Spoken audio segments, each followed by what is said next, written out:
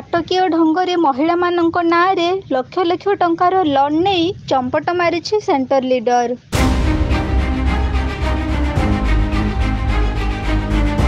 Finance company द्वारा शोषण होइछन्ति नुआगाँ grammar आदिवासी महिला ग्रुप। फाइनान्स कंपनी सहित सुसंपर्क रखी ग्रामर सेंटर लीडर रंजुलता नायक विभिन्न फाइनान्स रु निरीह आदिवासी महिला मानक नामरे लोन उठाई हड़प करी केउआडे चंपट मारिछन्ति। कौशल करी केमिति जे तांको अनुपस्थिति रे निरीह महिला मानक नामरे एकाधिक लोन आउ लक्ष लक्ष टंका लोन नहीं चंपट मारि पारिला ताहा एबे ए अंचल पई चर्चार विषय होई जाइछि।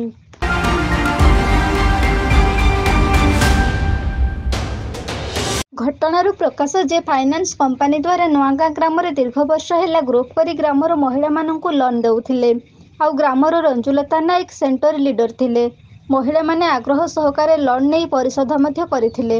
लोन सुझा सरीजिबा परे जेहेतु डॉक्यूमेंट तांको पाखरे रहिथिला ग्रामर सेंटर लीडर फाइनान्स अधिकारी सहित जोगाजोग करी लोनिंग को अजाणतरे सही महिला मानक नामरे पुनर्बार लोन सांक्शन करी निजे रंजुलता हड़प करी नैथिले। तापरे सुजोग देखि से फेरार होई जिबा परे एबे फाइनान्स अधिकारी मानक दादागिरी रो शिकार हेउचंती ग्रामर निरीह महिला।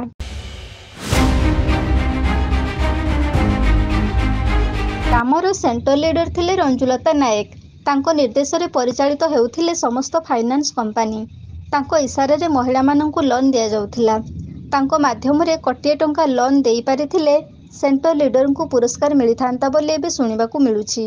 सही लोभरे रंजुलता लोन पर लोन करि चलिथिले निरीह महिला मानक नामरे आउ लोनी मानक अनुपस्थिति रे मध्य सेंटर लीडर कथारे आखि बुझी एकाधिक लोन पर लोन देई चलिथिले फाइनान्स कंपनी। हाटकू जाइथिले हाटरू आसली गोड़ा आ बइचंती मुई तांको कहली एकाउंट पुनिया जो बाबू जो मुई चिन्ही पार के नै हो घर बसतो ना बोइले गोड़ा नाइ कोंतळा मान लोन करछि मुई जाने कि लोन कला गोड़ा मुई जाने कि दलनु ना तार स्वामी चाकरी करछि बोली कहना मुई तो राति पाइले बाहर रे खोट जा केन चाकरी कली 3 लाख टका आइ लोन मुई जाने का ना रे मोर स्त्री मोर झियो ना रे एबे कोन कहउछन फाइनान्स वाला राति 10टा 11टा आछंती आ आसकी धमक दउछन टाटी फेलछंती मोर स्त्री को मझरे बसौछंती पिटके खोजिल बड़ा पळा आसले। केमिति जे लर्निंग को अनुपस्थिति रे सेंटर लीडर हाथ को लोन टंका चली जाइछि एहा एबे ए ग्राम पई कालग्रास करिछि। दिन राति सब बेले फाइनान्स वाला से विभिन्न अभद्र भाषा रे गाळीगुलोज करबा सहित टंका न देले उठिबु नाही बोली धमक देउछंती।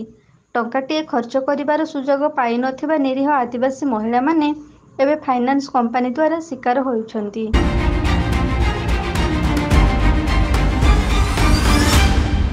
पाटणारू देवानंद महांतଙ୍କ रिपोर्ट एबी न्यूज।